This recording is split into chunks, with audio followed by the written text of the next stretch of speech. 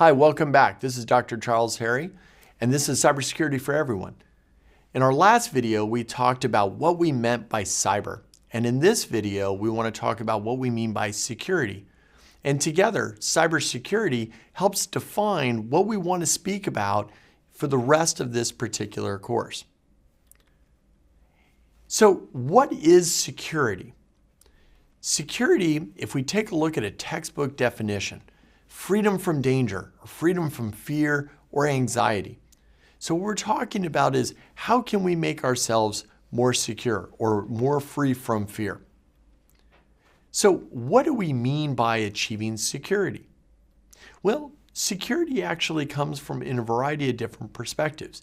You can achieve security at a variety of different levels, whether it's for an individual or for a corporation or even for a nation state. And so these range of what we call actors leverage a variety of tools. Some of them might be technical, some of them might be process-based to secure themselves, to make them more free from danger or threat. If you're an individual, you might use something like technology, an antivirus. Many of you are quite familiar with this type of technology, where you're constantly looking for the latest threats that might actually have entered onto your device. You might use an architecture change, things like changing up how your network is actually structured and built in order to better protect yourself. And you do that at an individual level, at your home network. You could be, if you're a corporation, focus on additional type of tools to secure yourself. Yes, you might use technology. Includes antivirus, but it might also include what we would call an intrusion detection system, a piece of software or an application that's running that tells you if someone has actually penetrated your network. You might make changes to your own architecture. You might create multiple networks that are what we call air-gapped, that are physically separated from one another. You might leverage risk management techniques to decide that some parts of your network matter more than others. And therefore, that's where you should spend your money to defend yourself. You might actually incorporate insurance as a way to protect yourself in the case of a large-scale intrusion. These are all various examples of tools that corporations might actually use, and they are distinct from what individuals might use. Finally, if you're a nation state, if you're a country, if you're the United States of America, yes, you might leverage technology. Yes, you might use risk management programs, but you're also going to bring other special assets to play. Things like your intelligence services, the Central Intelligence Agency, the National Security Agency, and others, FBI, to determine what threats you should respond to. Or potentially to incorporate information about vulnerabilities in networks and how you might actually be able to plug those up.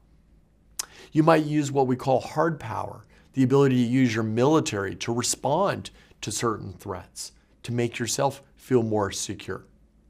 So security comes in a variety of flavors, and it comes in a range of different actors. So security can be obtained for individuals, security can be obtained for corporations and organizations, but it can also be obtained for countries writ large. So a working definition of cybersecurity together, this notion of complexity along with the range of various actors and the tools that they can bring to bear to secure themselves might include something like, or might be akin to something like, cybersecurity is the organization and collection of resources, processes, and structures used to protect cyberspace and cyberspace-enabled systems. So what we're talking about here is, in order to achieve security in cyber, is that it's not simply about technology.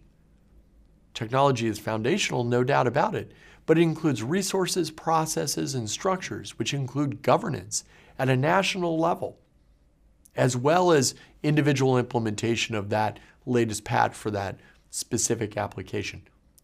And so hopefully what you're starting to see here is that when we talk about something as basic as a definition, is that it can really be quite informative about the range of considerations we need to have in order for us to be more secure in cyberspace.